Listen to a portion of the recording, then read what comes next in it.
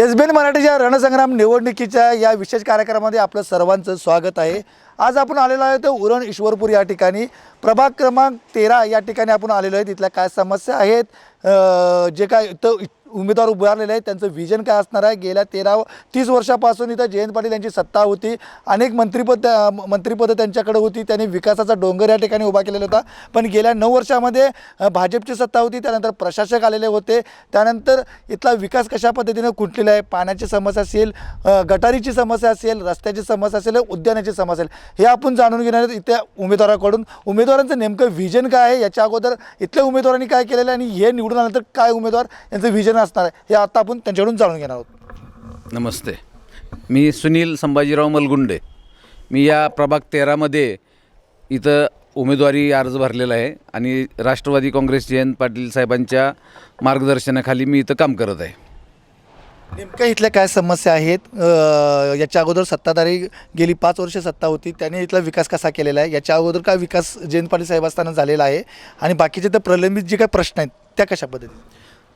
1984 साली जे इलेक्शन झालं त्यावेळेस माननीय जयंतराव पाटील साहेबांची सत्ता या ईश्वरपूर शहरात आली, पण त्यावेळेसपासून 2016पर्यंत फार चांगलं काम या ईश्वरपूरमध्ये झालं। 2016मध्ये या ईश्वरपूरमध्ये विरोधी सत्ता इथं आली आणि ती 5 वर्ष आणि त्याच्यानंतरची प्रशासकीय कारकीर्द 4 वर्ष, अशी 9 वर्ष। या 9 वर्षात कुठलंही ठोस काम असं ईश्वरपूर शहरात झालं नाही। आणि दुसरी गोष्ट म्हणजे काय, जे झालं नाहीच काम, पण जे झालेलं होतं, इथल्या बगीचा अत्यंत सुंदर, म्हणजे आपल्या घरी कोण पाहुणे आले तर त्यांना विरंगुळ्यासाठी तिथं जाऊन त्यांना 1 तास 2 तास वेळ घालवण्यासारख्या एक 5-6 बगीचे इस्लामपूर शहर ईश्वरपूरमध्ये झालेले होते। पण त्या बगीच्यांची जर आत्ताची अवस्था बघितली तर सगळं मोडकळीस आलेलं आहे, कुठलीही त्याची व्यवस्था ह्या 9 वर्षात झाली नाही आणि नवीन तर काहीच झालं नाही। ईश्वरपूर शहरातला आत्ताच्या जर गोष्टी बघितल्या तर ईश्वरपूर शहरामध्ये 2016पर्यंत अगदी मिनरल वॉटरसारखं पाणी प्रत्येकाच्या घरी येत होतं आणि 2ऱ्या-3ऱ्या मजल्यावरती मोटर न लावता पाणी चढत होतं। पण ह्या 9 वर्षातली अवस्था जर बघितली तर ईश्वरपूर शहरामध्ये पाण्याची अवस्था, अंडरग्राऊंड ड्रेनेजचं काम चालू झालं आणि त्यावेळेस ज्या पाईपलाईन फुटल्या त्या पाईपलाईन योग्य रीतीनं न दुरुस्त केल्यामुळं ते सगळं पाणी त्या पिण्याच्या पाण्याच्या लाईनमध्ये मिसळायला लागलं आणि ते गटर मिश्रित पाणी आज ईश्वरपूरची जनता पिते। ह्याचा परिणाम ईश्वरपूरचे सगळे हॉस्पिटल फुल आहेत, अगदी फुल प्रमाणात सगळे हॉस्पिटल चाललेले आहेत आणि प्रत्येकाच्या घरी खूप पेशंट आहेत, अगदी 50-50 हजार रुपयाच्या पुढं 1-1 लाखापर्यंत त्यांचा खर्च हॉस्पिटलला झालेला आहे। ड्रेनेजची अवस्था जर बघितली तर इथं राहायचं का नाही राहायचं, इथं डासांचा प्रादुर्भाव एवढा आहे की प्रत्येक गल्लीतले ड्रेनेज सगळे तुंबलेले आहेत।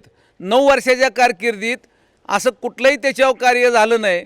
एक तर हा प्रभाग जर बघितला तर यातला 50% प्रभाग हा शहरात येतो आणि 50% प्रभाग, 50%पेक्षा जास्त हा गुंटेवारी भागात येतो। गुंटेवारी भागात काम करत असताना तिथील नगरसेवकाची फार मोठी कसरत असते, कारण तिथला जर एरिया बघितला तर एक 4 वार्डांचा एरिया जेवढा होतो तेवढा वार्ड गुंटेवारी भागात येतो आणि तिथल्या समस्या खूप असतात। इतके वर्ष प्रत्येक वर्षी, प्रत्येक पंचवार्षिकला तिथील कामं करत कुठंतरी त्यांची बेसिक, कुठं रस्ता असेल, कुठं लाईट असेल, पाईपलाईन असेल, अशा गरजा पूर्ण होत आलेल्या होत्या। पण ह्या 9 वर्षात पूर्ण ठप्प झाल्यामुळं त्या सगळ्या भागाची अवस्था एकदम बकास झालेली आहे आणि तिथं 9 वर्षाचा कारकिर्दी गेल्यामुळं आता येणाऱ्या काळात प्रचंड काम त्या प्रभागात असणार आहे आणि त्या लोकांच्या समाधानासाठी त्यांना चांगलं पाणी, सर्वात महत्त्वाच्या बेसिक गोष्टी आहेत की आपण मतदारांना किंवा इतर लोकांना फार काय आपण सिंगापूर करू वगैरे ह्या गोष्टी आता बोलण्यात काहीच अर्थ नाही, पण बेसिक गरजा ज्या माणसाच्या आहेत त्यांना पिण्याचं पाणी स्वच्छ मिळायला पाहिजे, पिण्याचं पाणी भरपूर मिळायला पाहिजे आणि त्यांच्या गल्लीतल्या ड्रेनेज व्यवस्था असतील त्याची योग्य पद्धतीनं, अगदी सायंटिफिक पद्धतीनं जे काय एक टीम असते त्यांच्याकडं त्याच्या लेवल काढून त्याप्रमाणे कामं होणं गरजेचं आहे।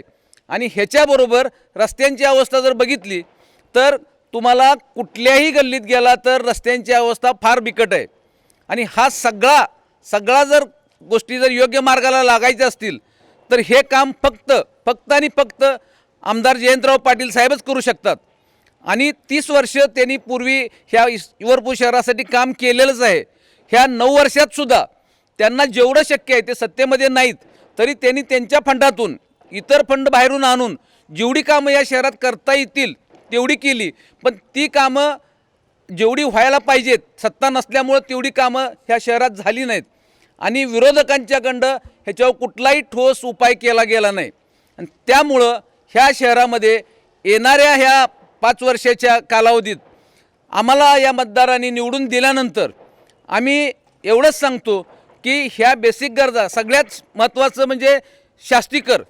एक तर लोकांना घराची परमिशन मिळत नाही आणि ही लोक बाहेरून आलेली लोक आहेत, भाड्यानं राहतात, त्यांना स्वतःचं घर व्हावं हे त्यांचं स्वप्न आहे. तिने इतक्या महाग ठिकाणीसुद्धा त्यांनी प्लॉट घेतलेत पण नगरपालिकेचं परमिशन मिळत नाही. मग त्या लोकांनी करायचं काय? त्यांनी घर तर बांधलं पाहिजे आणि अशा बऱ्याच लोकांनी ईश्वरपूर शहरात घरं बांधल्यात पण त्यांची आजची अवस्था जर बघितली तर त्याला शास्तीकर लागल्यामुळं ते स्वतःच्या घरात राहतात का भाड्याच्या घरात राहतात हेच त्यांना कळायचं बंद झालं आहे. अक्षरशः त्यांचं कंबरडं मोडलेलं आहे ते शास्तीकराच्या रूपानं. ह्या लोकांच्यासाठी सर्वप्रथम आमची ही जी पार्टी आहे माननीय जयंत पाटील साहेबांची ही सर्वप्रथम जर काय काम करणार असेल तर शास्तीकर हा ईश्वरपूर लोकांचा माफ झालाच पाहिजे. ह्यासाठी आमचा सर्वात मोठा प्रयत्न असणार आहे. त्याच्याबरोबर जी ड्रेनेजची अवस्था एकदम वाईट झालेली आहे त्या ड्रेनेजची अवस्था सुधारणं, त्या ड्रेनेजवरती उपाययोजना करणं आणि जो पिण्याचा प्रश्न आहे आत्ता आहे ह्या याच्यात जर बघितलं तर 2016ला जी टाक्या होत्या आणि जी पाण्याची कनेक्शन होती त्याचं प्रमाण जर बघितलं तर टाक्या तेवढ्याच आहेत पण कनेक्शन चौपट वाढलेत आणि त्या लोकांना ह्या टाकीचं पाणी काही झालं तर पुरणार नाही. त्यामुळं येणाऱ्या काळात 3 ते 4 टाक्या नवीन होणं शहरासाठी हे फार महत्त्वाचं आहे आणि त्या टाक्या करणं हा आमचा प्रामुख्यानं पहिलं काम असणार आहे. त्या टाक्या झाल्या तरच शहरातल्या लोकांना भरपूर पाणी मिळणार आहे. पाणी मिळाल्यानंतरचा प्रश्न जे आहे त्या पाईपलाईन जे आहेत ह्या बऱ्यापैकी सगळ्या पाईपलाईन अंडरग्राऊंडच्या कामात लिकेज झालेले आहेत आणि त्या दुरुस्त करणं हे एक मोठं आव्हान आमच्या या पार्टीसमोर असणार आहे. पण त्या पाईपलाईन दुरुस्त करून त्या पाईपलाईनमधनं झालेल्या टाक्यांचं पाणी स्वच्छ माणसांच्या घरापर्यंत कसं पोचल ह्याची खबरदारी आम्ही या ठिकाणी पार्टीतर्फे घेणार आहे. आणि कुठल्याही अगदी तळागाळातल्या लोकांच्याबद्दल खरं तर नगरसेवक म्हटलं तर नगरसेवकानं दिल्लीतल्या गप्पा मारण्यात काही अर्थ नाही, मुंबईतल्या गप्पा मारण्याचा अर्थ नाही. नगरसेवकाचं एकच काम असते बेसिक, तो ज्या प्रभागातनं निवडून आला आहे त्या घरातल्या माणसांच्या बेसिक गरजा काय आहेत आणि ह्या फार कमी असतात. आम्ही इतके वर्ष अनुभवले. माझ्या घरी माझे मोठे भाऊ आज 40 वर्षे या नगरसेवक पदात काम करतात. त्याच्या आधी माझे वडीलही नगरसेवक होते. त्यामुळं माझ्या वयाच्या 20व्या वर्षापासून मी ह्या प्रभागात त्यांच्या बरोबरीनं काम करण्याचा प्रयत्न करतो आहे आणि माझ्या 40 वर्षाच्या कामानंतर मला ही संधी पक्ष कार्यालयाकडून मिळालेली आहे. पण मी जर एवढ्या वर्षात काय बघितलं असेल तर लोकांच्या गरजा फार नसतात. त्यांच्या गरजा बेसिक, त्यांना फक्त लाईट, पाणी, रस्ता आणि गटर ह्या 4 गोष्टी त्यांच्या फार महत्त्वाच्या आहेत. आणि दुसरी गोष्ट काय जर असेल तर त्यांच्या सुखदुःखात त्या नगरसेवकानं त्या भागातल्या माणसांच्यापर्यंत त्या वेळेत पोचणं. आणि हे जर आम्ही हे तर 20 वर्ष 40 वर्ष झालं आम्ही करतच आलो आहे. आमच्या बाबतीत जर प्रत्येक ठिकाणी तुम्ही विचारलं तर प्रत्येक लोकांच्याकडून तुम्हाला तेच कळेल की त्या प्रभागात ज्या ज्या क्षणी जिथं काय दुःखद घटना घडली असेल, जिथं सुखद घटना असेल, अशा प्रत्येक ठिकाणी आम्ही स्वतः आमचं कुटुंब एकटं नाही, आम्ही भाऊ आमच्या घरातल्या महिला आणि आमचे मित्रमंडळ त्यांचा निरोप आल्यापासून एक 5 ते 10 मिनिटाच्या आत आम्ही त्यांच्या कुटुंबाच्या दारात असतो. आणि असं कधीही घडलेलं नाही की निवडणूक झाले ना आम्ही 5 वर्षानंतर 2 वर्षानंतर त्यांच्या दारात गेलो आहे. हा प्रभाग जर बघितला तर आमच्या जाण्यायेण्याच्या रस्त्यावरचा दररोजचा आहे आणि दररोज एकही दिवस असा चुकलेला नाही की त्या प्रभागातनं आम्ही फेरफटका मारलेला नाही. दररोज संध्याकाळी आम्ही त्या रस्त्यानं जाताना असताना प्रत्येक पोलवर लाईट कुठे गेले का, लाईट कुठली बंद पडले का. आणि ह्या कुटुंबाचं या प्रभागाचं आमचं एवढं नातं आहे की अगदी हक्कानं एकेरी नाव घेऊन, माझ्या आज भावांचं वय 70च्या पुढं आहे, ते इथं पूर्वी नगरसेवक म्हणून तिने आजपर्यंत काम केलं आहे. पण गल्लीतल्या महिला ज्या वयस्कर आहेत अगदी 70च्या पुढच्या 75, 80, 85पर्यंतच्या, अगदी त्याला जाताना आनंदा म्हणून ह्या एवढ्या हक्कानं आपल्या घरातल्या कुटुंबातला माणूस जसा आहे तसं हाक मारून त्याला सांगतात, अरे आनंदा लाईट लागत नाही, दादा पाणी येत नाही. आणि त्यांच्यापाशी बसून अगदी सर्वसामान्य कुटुंबात राहून, सगळ्या अगदी उच्चभ्रू वस्तीत राहून त्याने आजपर्यंत या प्रभागात काम केलेलं आहे. आज मला इतक्या वर्षानंतर पार्टीने उमेदवारी दिलेली आहे. मी निश्चितच सांगतो की असा कधी वेळ येणार नाही की इथल्या लोकांना आपण ह्या उमेदवाराला निवडून दिलं आणि ह्याचा आपल्याला पश्चाताप करून घेण्याची कुठल्याही कुटुंबावर वेळ येणार नाही. आमच्या आयुष्यातला राहिलेला वेळ जो असेल तो आम्ही, आता माझं वय 60 आहे, मी आता इथून पुढं मी माझं आयुष्य बोनस समजतो. माझ्या आयुष्यातला राहिलेला प्रत्येक क्षण मी आणि माझं कुटुंब ह्या सगळ्या प्रभागातल्या लोकांच्या दैनंदिन ज्या गोष्टी आहेत सुखदुःखाच्या सगळ्याच त्यांच्या कामाच्या, ह्यासाठी मी इथून पुढं खर्च करीन. एवढंच मी या निमित्तानं या प्रभागाच्या वतीने मी सांगतो. आणि सगळ्यात महत्त्वाचं की मला विश्वास आहे आज अखेर इथल्या सर्व कामासाठी कधीही मुंबईला आम्हाला पैसे मागायला जायला लागलं नाही. फक्त आम्ही उठायचं आणि जयंतराव पाटील साहेबांना सांगायचं, साहेब आमच्या इथलं ही समस्या आहे, आम्हाला ह्या गोष्टीसाठी 25 लाख रुपये पाहिजेत, आम्हाला 50 लाख रुपये पाहिजेत. आणि जास्तीत जास्त 4 ते 8 दिवसाच्या आत, भले नगरपालिकेतनं असू द्यात, बरे त्यांच्या वैयक्तिक फंडातनं असू द्यात, तिने आमच्या या प्रभागासाठी दिलेले आहेत. आणि आम्हाला एक अभिमान आहे की आम्ही जयंतराव पाटील साहेबांच्या सारख्या नेत्याचे कार्यकर्ते आहोत. आणि आम्ही तर इथं काम करणारच आहे, पण आम्ही फक्त काम करतो हे त्यांच्या बळावर आणि त्यांनी दिलेल्या उर्मीवर आम्ही हे काम करतो आहे.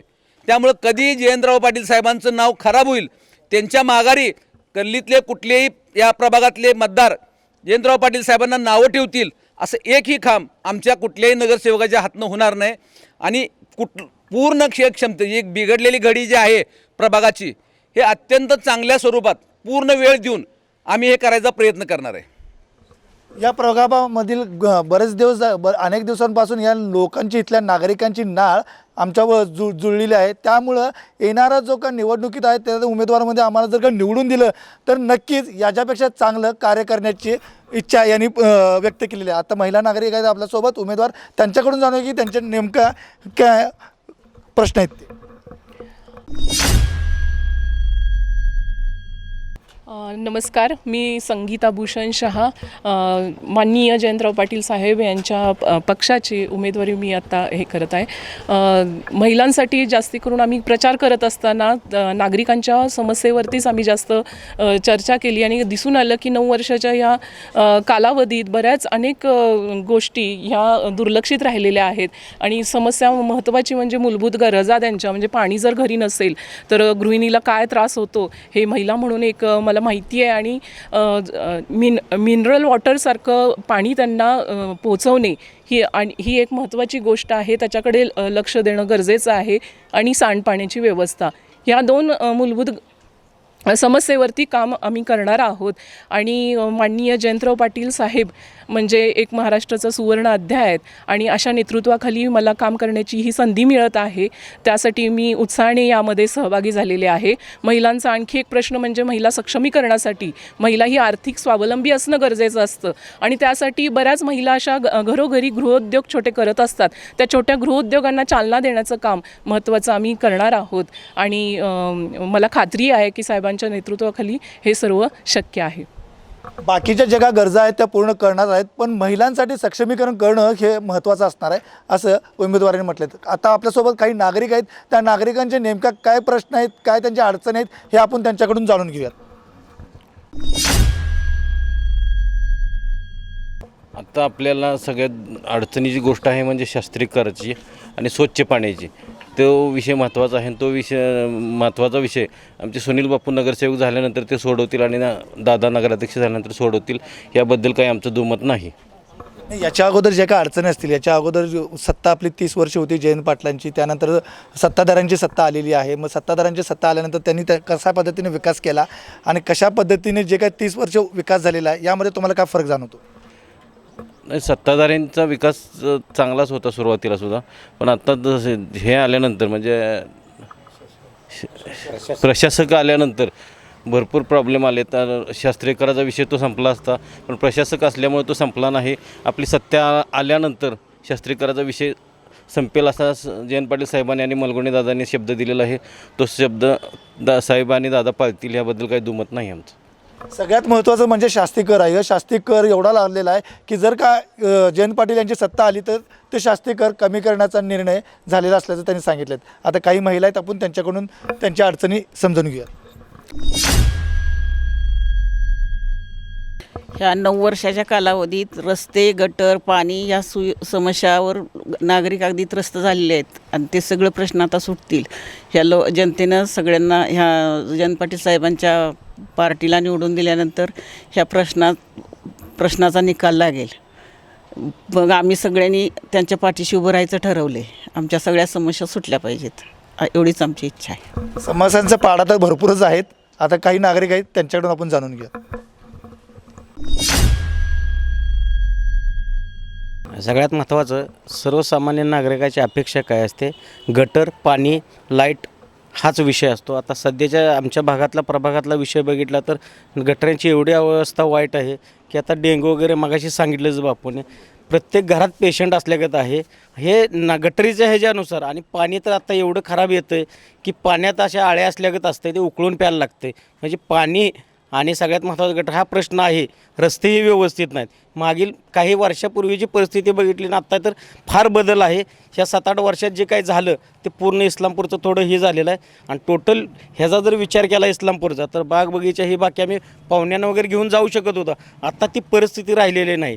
दुसरी गोष्ट, आज जी बापून आज आपल्याकडे पाण्याची एवढी अवस्था होती की आमच्या 3ऱ्या मजल्यावर पाणी बिन मोटरीचं जात होतं. आज नाल्याच्या एवढं किंवा तीच पाणी नाल्या काढल्यामुळे कुठं लिकेज झालं आहे, त्यामुळे पाणी 3ऱ्या मजल्यावर जात नाही. एवढी वाईट अवस्था आहे. पाणी सगळ्यात महत्त्वाचं चांगलं येणं गरजेचं आहे. गटारीची व्यवस्था होणं गरजेचं आहे. आणि रस्त्याचे 3 प्रश्नच मेन आहेत. तसंच आपल्या जे वार्डात आमचे नगरसेवक म्हणून पहिले दादानी जे काम केलं ह्याच्या आधी सगळ्यात एकमेव इस्लामपुरात जिथं कुठल्या घरात मयत झालं तर त्यांचं ती हे न्यायचं काम करायची जी गाडी असते ती तिने फ्रीमध्ये ठेवलेली आहे. एवढ्या ह्याच्यात कुठेही इस्लामपुरात ती सोय नाही. ती मुलगुंडे दादानी केलेली आहे. आणि दादा नगराध्यक्षपदासाठी योग्यच उमेदवार आहेत, त्यात काय प्रश्न नाही. त्याबरोबर बापू ह्या वार्डातही चांगल्या पद्धतीनं काम करतात. त्यांना ती संधी मिळावी आणि ते होणारच आहेत दोघंही, त्यात काय अडचण नाही. जे का अगोदर सुविधा मिळत होत्या त्या सुविधा मोडकळीस आलेल्या आहेत, ते रुळावर आणण्याचं काम करणं गरजेचं असल्याचं त्यांनी सांगितलं. आणखीन काही आपल्याकडे महिला नागरिक आहेत, त्यांच्याकडून आपण त्यांचे प्रश्न जाणून घेऊ. सामान्य माणसाच्या महत्त्वाच्या गरजा आहेत अन्न, वस्त्र, निवारा. आपण शाळेत पण शिकलो, पण इथं निवाऱ्यावर शास्ती कर लावून तो निवारा पण त्यांनी निवाऱ्याचा पण पाया हलका केला त्यांनी. आणि दुसरी गोष्ट, रस्त्यावर नाल्यात घाण आहे म्हणून तक्रार केली नागरिकांनी, तर ते घाण काढायला 8-8 दिवस येत नाहीत आणि आले तर त्या नाल्यावरच ती घाण काढून ठेवतात. ते भरून न्यायला पण 8-8 दिवस येत नाहीत.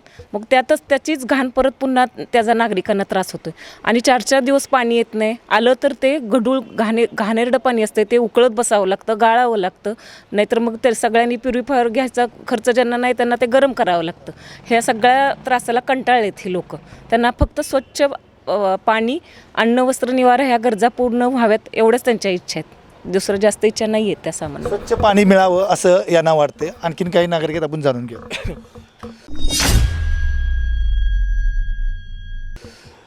नमस्कार, मी भूषण शहा. मी प्रथम इस्लामपूरचा एक नागरिक म्हणून आज इथं तुम्हाला काही सांगू इच्छित आहो.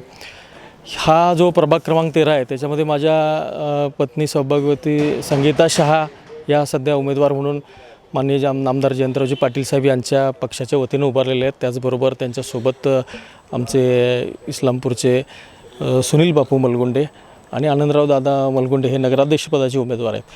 मी फक्त एक विनंती करण्यासाठीच हे प्रश्न आपल्यासमोर मांडत आहे की हा जो 13 नंबरचा प्रभाग आहे हा व्यापारी पेठेतला प्रभाग आहे. इथे खूप मोठ्या प्रमाणात व्यापार आणि बाकीचे खेडेगावातले लोक सगळे ग्राहक म्हणून इथे येतात. पार्किंगची व्यवस्था शहरामध्ये व्यवस्थित नाही, त्याच्याकडे लक्ष वेधलेलं नाही. त्याचप्रमाणे गेल्या 9 वर्षात शहराच्या सुशोभीकरणासाठी, शहराच्या टाऊन प्लॅनिंगसाठी किंवा या शहरामध्ये जे काही प्लॉटिंग झालं त्यातले जे ओपन स्पेस आहेत त्याचे डेव्हलपमेंटसाठी कुठल्याही प्रकारचं नगरपालिकेकडून काम होताना दिसलं नाही. त्यामुळे नागरिकांना सुविधा मिळणंसुद्धा कठीण झालं. टाऊन प्लॅनिंग केलं असतं तर ह्या सुविधा, गटार, रस्ते हे प्रश्न सुटले असते आणि त्याप्रमाणे रोगराई वगैरे ह्या गोष्टी ज्या आता आपल्याला जाणवतात याच्यापासून शहराला चांगला एक आशावाद मिळाला असता. आणि ज्या वेळेला जयंत पाटील साहेब सत्तेत असोत, महाराष्ट्रात अगर नसोत, त्यांनी मागच्या पंचवार्षिकमध्ये 118 कोटी इस्लामपूर शहराला आणून दिले. त्यामुळे शहरामध्ये काही गोष्टी घडल्या. त्याच्यानंतर या प्रभागात 3.5 कोटीची कामं सर्वांगीण विकासाची कामं साहेबांनी उभा केली. प्रत्येक प्रभागात नामदार जयंत पाटील साहेब यांचं नेतृत्व लोकांना पाहायला मिळतं. हेच एक आश्वासन नेतृत्व उद्या विकासाची दृष्टी आपल्याला देऊ शकतं असा आमचा ठाम विश्वास आणि नागरिकांचाही सुप्त मनातून तो विश्वास जागृत झालेला आहे. आणि त्यामुळं आम्हाला लोकांनी यावेळी थोडीशी संधी द्यावी आणि जनसेवेचं काम करण्याची आम्हाला एक यावेळेला काम करण्याचं आम्हाला एक संधी मिळावी असं एक आमचं विनंती आहे. आणि नागरिक ह्याकडे खरोखर आम्हाला साथ देतील अशी आमची अपेक्षा आहे. धन्यवाद. सगळ्यात महत्त्वाचं म्हणजे पार्किंगचा विषय सगळ्यात जोरात आहे आणि महत्त्वाचा आहे आणि त्या टाउन प्लॅनिंगचं. त्यामुळं या ठिकाणची जी काही सुविधा आहे सुविधा त्या मिळत नसतील. जर का आम्हाला निवडून दिलं तर त्या सुविधा आम्ही पूर्ण करू जयंत पाटील यांच्या मार्गदर्शनाखाली असं यांचं म्हणणं आहे. आणखीन काही महिला नागरिक आहेत त्यांच्याकडून आपण जाणून घेऊयात.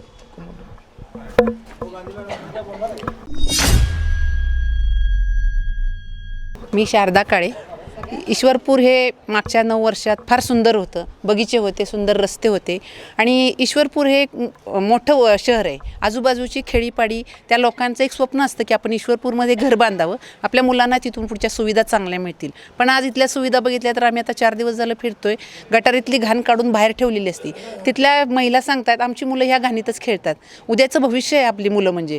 ह्या मुलांच्या आरोग्यावर गटारीतले पाणी, प्यायचं दूषित पाणी, त्यामुळं उत्पन्न झालेली डासाची उत्पत्ती, ह्याच्यामुळे होणारे आजार, म्हणजे तुमचं भविष्य जर धोक्यात असेल तर त्यांना कदाचित वाटायला लागले आपण गावाकडं बरं होतं, खेड्यापाड्यात बरं होतं, आपण शहरात येऊन आपला विकास खुंटला. विकास व्हायच्या अगोदर तो खुंटून गेला आहे. त्यामुळे आपल्या पुढच्या पिढीसाठी, आपल्या भावी पिढीसाठी जर काही करायचं असेल तर ह्या सुविधांचा विचार करून पुनर्निर्माण करायला पाहिजे. त्याचं व्यवस्था त्याची झाली पाहिजे. रस्ते म्हणा, लाईट्स म्हणा, हे एक वेळ थोडं तरी आपण कमी जास्त प्रमाणात सोसू शकतो. पण पिण्याचं पाणी आणि हे अस्वच्छता, डास ह्याचं सोसणं म्हणजे मुलांच्यासाठी तर अजिबातच नाही आहे. त्यामुळे ह्याची जर तुम्हाला सगळ्यांना व्यवस्था करायची असेल तर तुम्हाला आता हे जयंत पाटील साहेबांच्या उमेदवारांना बहुमतानं निवडून द्यायला पाहिजे. त्यांची मेजॉरिटी करायला पाहिजे. म्हणजे तुमच्या ह्या सुविधा चुटकीसरशी ते सोडवणार आहेत. ह्या 9 वर्षातलं हे सगळं बकाल जीवन, वृद्धाश्रमाची संख्या वाढायला लागली. तुमचे जर गार्डन्स चांगले असतील तर वृद्धाश्रमाची गरज नाही. लोक मुलाबाळांना घरी ठेवून आजी आजोबा स्वतःचा पण वेळ बागेत घालवू शकतील आणि त्यांच्या मुलांना पण प्रायव्हसी देऊ शकतील. म्हणून तुमचे गार्डनच चांगले नसतील तर ते कुठं जाणार? शहर वस्तीत आता 1 BHK फ्लॅटमध्ये किती लोक राहतात? 4-4, 6-6. म्हणजे हे तुमचे ज्या सुविधा आहेत ह्या सुविधा मोडकळीला आलेल्या आहेत. ह्या सुविधा तुम्ही पुन्हा व्यवस्थित केल्या तर जगण्याला एक चांगली आनंद निर्माण होईल जगण्यातला. हा लोकांचा निरस जीवन झाले लोकांचं ईश्वरपूरकरांचं. ह्याला परत चांगलं सजीव करण्यासाठी ह्या जयंतराव पाटलांच्या उमेदवार कमिटीला तुम्ही सगळ्यांनी भरघोस मताने निवडून द्यावं ही आमची नागरिकांची सुविधा मोडकळीस आहेत आणि त्या पूर्वपदावर येण्यासाठी जयंत पाटलांचे जेवढे उमेदवार आहेत त्यांना निवडून द्यावं असं या महिला भगिनींचं वक्तव्य आहे. आणखीन काही नागरिक आहेत, आपण त्यांच्याकडून त्यांच्या समस्या जाणून घेऊ. नमस्ते, मी आतिक मनेर. समस्या सांगायच्या म्हटलं तर फार मोठी लिस्टच आहे आपल्याकडं. त्यांना आपल्याला दुसऱ्यांना नावं न ठेवता तर आम्ही काय करणार आहोत ह्याच्याकडं आम्हाला जास्त महत्त्व आहे. कारण की ह्या गोष्टी ज्या पाहिजे होत्या त्यांनी त्या लोकांनी काय केलेल्या नाहीत. आणि आता साहेब काय करतील ह्या पुढील दिवसात तुम्हाला दिसून येतीलच. आता सांगायचं म्हटलं तर मुद्दा जवळपास साहेबांनी सत्तेत म्हणजे नगरपालिका आमच्याकडं नसताना साहेबांनी इस्लामपूरसाठी 118 कोटी आणलेत. जर नगरपालिका जर साहेबांकडे असती तर साहेबांनी किती डेव्हलप केली असती, किती समस्या सॉल्व झाल्या असत्या. आता म्हणजे आता ते सांगायची गरजच नाही. आता बघायचं गेलं तर लोकांच्या समस्या फार मोठ्या आहेत. आता ज्यावेळी आमचे दादा नगराध्यक्षपद येतील, नंतर आमचे उमेदवार सगळे बसतील, त्यावेळी इस्लामपूरचा कायापालट होईल. म्हणजे ईश्वरपूर शहराचा कायापालट होईल 100%. मी हे खात्रीशीर सांगतो. जयंत पाटील साहेबांची जर का सत्ता आली तर नेमकं कायापालट होईल असं यांचं म्हणणं आहे. आणखीन काही आपल्याकडे नागरिक आहेत त्यांच्याकडे आपण त्यांच्या समस्या जाणून घेऊ.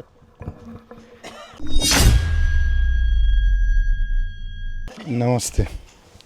रस्त्याचे गटारीचे संबंध म्हणजे खराब झालेले आहेत. पूर्ण रस्ता आहे की नाही, सावकर कॉलनी किंवा इस्टर्न रोडला पूर्ण खड्डे पडलेत. चालायचं म्हटलं की मुश्किल झालं आहे पूर्ण. आणि पाण्याचा प्रश्न म्हणजे 1-2 बारडी भरली की नाही पाणी एक नाही पाणीच जातं. पाण्याचं मोठा आहे, डासचा जास्त प्रमाण वाढलं आहे.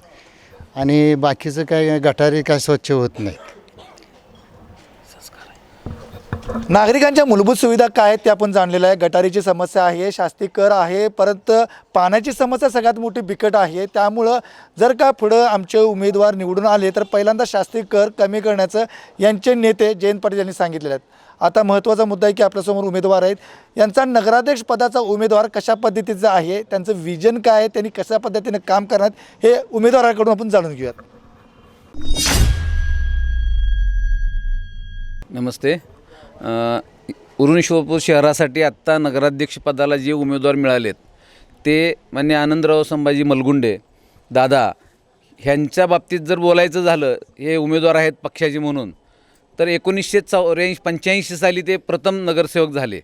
85पासून आज अखेर गेले 39 वर्षे झालं ते सक्रिय राजकारणात आहेत.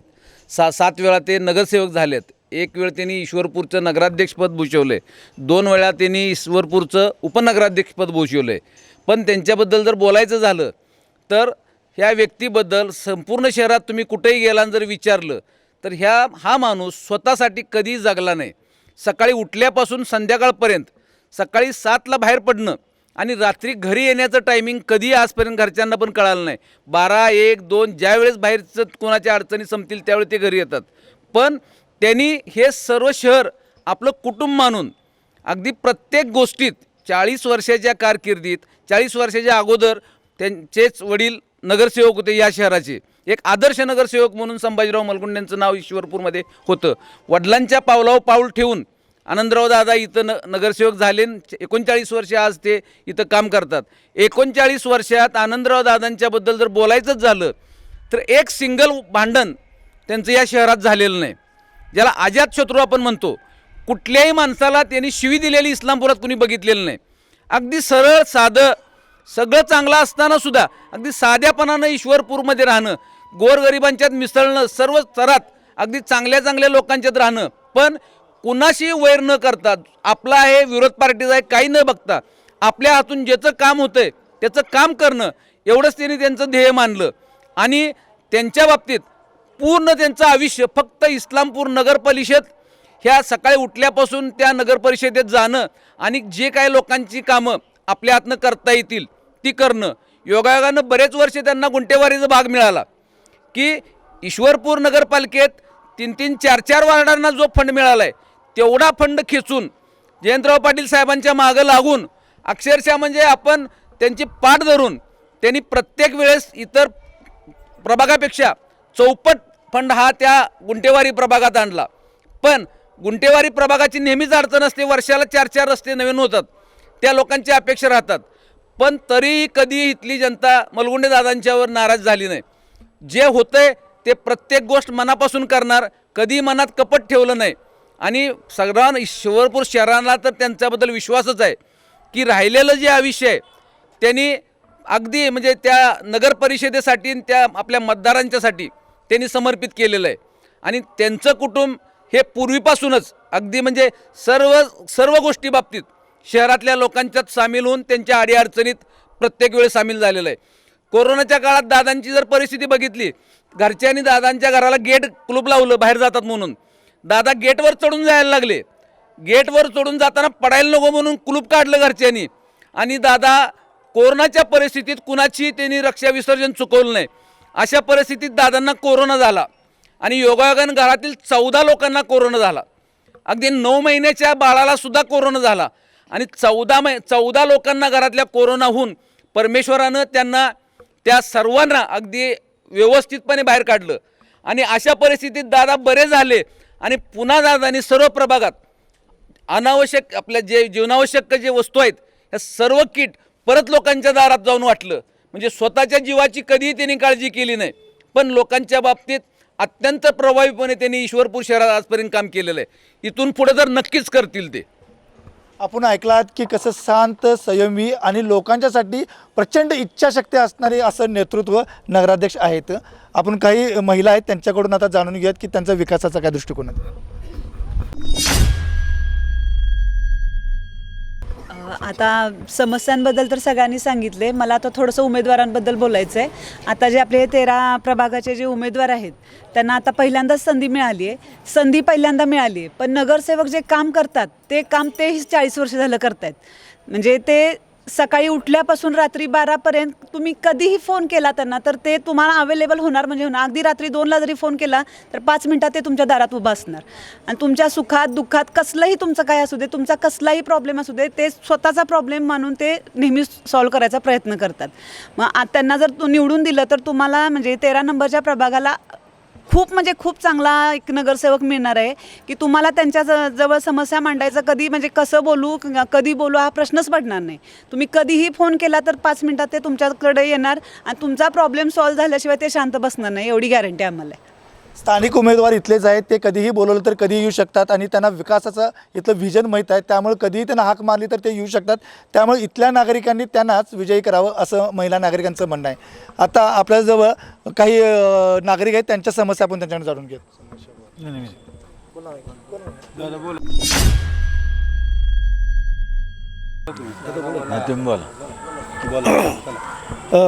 जे दादा आहेत त्या दादांच्या बाबतीत बोलत असताना माझा दादांचा कुटुंबाचा जवळचा संबंध आला. म्हणजे हे कुटुंब समाजाला किती वाहून घेतं, पूर्णपणे समाजाशी किती बांधील आहे हे यावरून दिसतं. माझा एकदा ॲक्सिडेंट झाला त्यावेळेला सुनील बापूंनी त्या ॲक्सिडेंटच्या वेळेला 10 मिनटामध्ये माझ्याजवळ आले. त्यांनी संपूर्ण ते गाडीची अवस्था बघितली. नंतर मला घेतलं, माझ्या कन्येला घेतलं, नातवाला घेतलं. त्यांनी व्यवस्थित घरी पोचवलं, गाडी गॅरेजला लावली. हे एक छोटासा प्रसंग माझ्या जीवनात आला. म्हणून मी ह्या कुटुंबाला मी एवढं जवळनं पाहिलं. निरपेक्ष भावनेनं समाजाची सेवा करणारं आणि समाजामध्ये मिळून मिसळून सर्वसामान्य माणसांच्या कुटुंबामध्ये सुखदुःखाला सामील होणारं आणि अनेक प्रसंग असे आहेत मी ऑब्झर्वेशन केलेलं आहे जे कोट्यावधी रुपये संपत्ती आहे पण समाजाची कुठल्याही प्रकारची बांधिलकी नाही, दारबंद संस्कृती असणारे पण त्यांनी माणुसकी कुठलीही ठेवलेली नाही. असे माणसांना ज्या वेळेला दुःखाचा प्रसंग येतो त्यावेळी सुनील बापू स्वतः तिथं रात्रंदिवस त्यांना मदत करून त्यांचे संपूर्ण व्यवस्था कुटुंबाच्या त्या धन देणं वगैरे आणि त्याच्यापेक्षा पुढचं त्यांनी एक रुग्णवाहिका ठेवलेली आहे. त्या रुग्णवाहिका ही ह्या नगरीमधील जे जे काही कुटुंबांचे जे निधन झालेलं आहे त्या कुटुंबासाठी ते मोफत हे करतात. अशा पद्धतीनं प्रत्येक गोष्टीत आणि बारकाईनं समाजाचं हित बघणारे, नागरिकांचं हित बघणारे असं हे कुटुंब आहे. मला हे आलेला स्वानुभव आहे आणि मी ह्या कुटुंबासाठी एवढं मी त्यांच्यासाठी हे करतो आहे आणि बापूही माझ्यासाठी हे करतात. हे कुटुंब मी जवळनं पाहिलेलं आहे आणि हे असेच जर माणसं नागरिक नगरसेवक आणि नगराध्यक्ष झालं तर ह्या इस्लामपूरहून इस्लामपूरचा विकास झाल्याशिवाय राहणार नाही ही माझी खात्री आहे. मी प्राध्यापक या नात्यानं सांगतो. मी अनेक माणसं बोलतात, कृत्य आणि बोलणं याच्यामध्ये फरक असतो पण यांचं कृत्य आणि उक्ती याच्यामध्ये कुठेही फरक नाही. जे बोलतात तेच करतात आणि निरपेक्ष भावनेने प्रत्येकाला मदत करण्याचं काम हे करत असतात. एवढं मी माझं शब्द बोलतो. आणि आपण पाहिलं की प्रभाग क्रमांक 13मध्ये काय समस्या आहेत, पाण्याची समस्या आहे, गटारीची समस्या आहे, त्याचबरोबर इथले जे काय रस्ते आहेत रस्त्याचं रुंदीकरण आहे, महत्त्वाचं म्हणजे जे पार्किंगची सोय नाही आहे, टाउन प्लॅनिंगचं व्यवस्थित नियोजन नाही आहे.